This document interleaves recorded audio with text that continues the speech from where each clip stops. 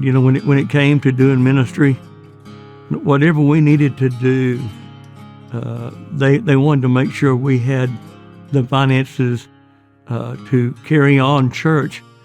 Godstone was there to help us do that and give us the money and the finances to carry on what we needed.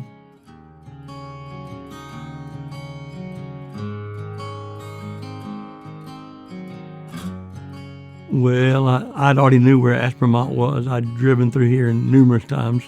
When God puts a pastor and a church together, there's just a lot of things you don't research as much, but you just go and enjoy the new church that you're at. We have a lot of ranchers, and so a lot of ranches around, and that's unique. I've never pastored in a ranching community before, but salt of the earth type of people, very, very good people.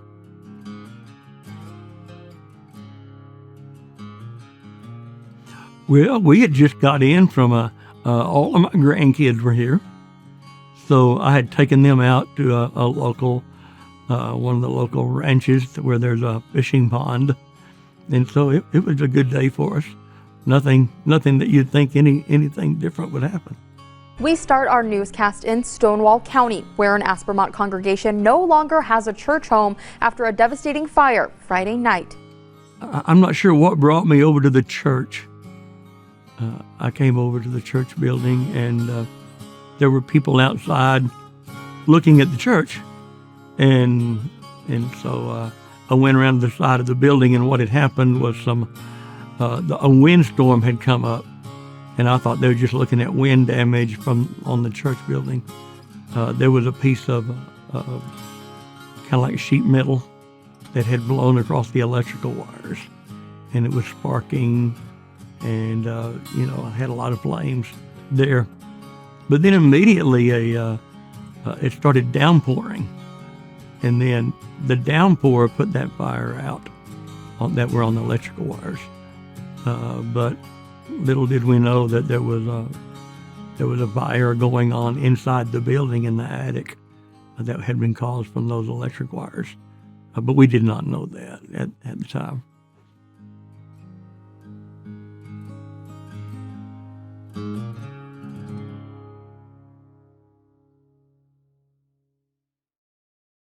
According to the Stonewall Volunteer Fire Department, at around midnight last night, an electrical fire set the First Baptist Church in Aspermont ablaze. And so we had gone to bed that night. That was the evening of the 19th, June 19th, and then of course we get I don't know how we're awakened. I just can't remember if it was the noise outside going on or what that woke us up. And we look out and the church is on fire.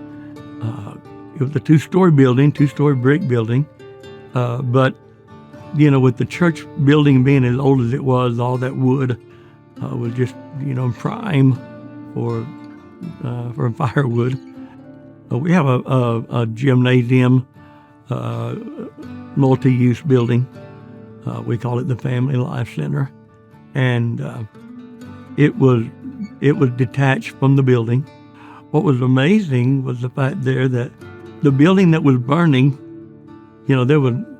it was gone basically, but the electricity was still on the other building. So on my left would be the inferno of a building, and on the right was a cross illuminated, and those two pictures, are pictures that I have there. When did the reality of the impact of that kind of settle in? Oh my goodness! I mean, it just comes and goes. I mean, you'd get up every day knowing that there's a big rubble out there. Here a two-story building has been burned up, and now it's just a rubble there of 5 or 6 foot deep, just nothing. So every day, it weighed on you a little bit.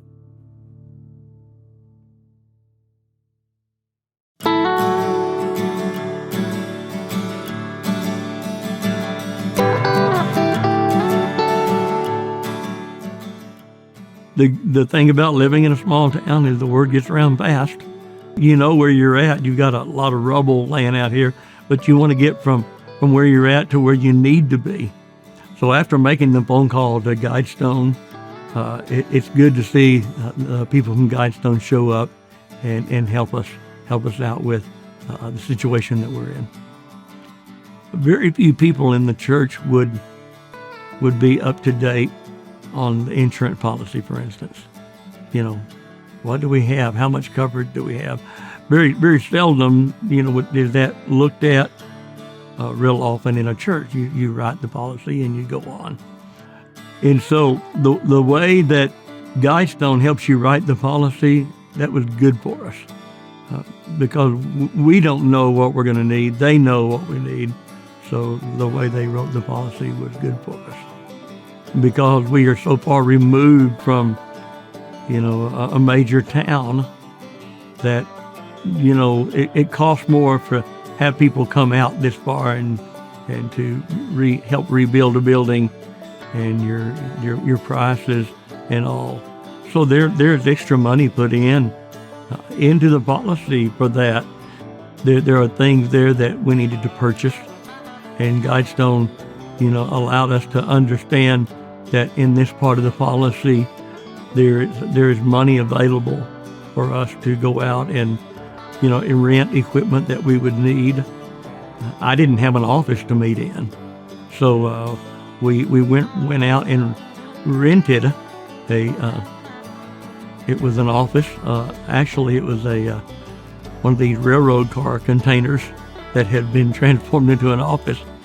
But Guidestone and the insurance paid for that every month, made a payment on that for us. What do you do in the meantime? We've got to meet out in this gymnasium, and we need some equipment. Well, there was money that was there to rent equipment or purchase equipment to help get us by in those days while we're building, so that we can carry on church just like we need to carry on church.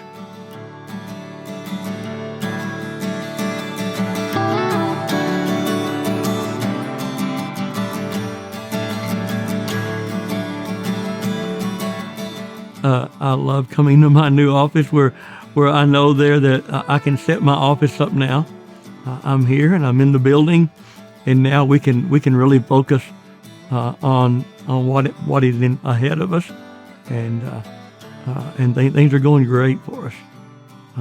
For instance, we were not able to do a vacation Bible school because we didn't have the space after the fire, but now this is the first year, and we're excited about having the space and being able to do Vacation Bible School this year. Anything we needed to carry on the work of the church, Guidestone was there to help us do that and give us the money and the finances to carry on what we needed.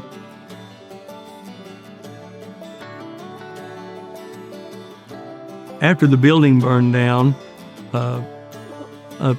one small part of the wall was still standing, and that was the part where the cornerstone was there inlaid in the brick, and they were able to chisel that out and save it, and so now they've inlaid that into the front of the new church building, and it looks really nice.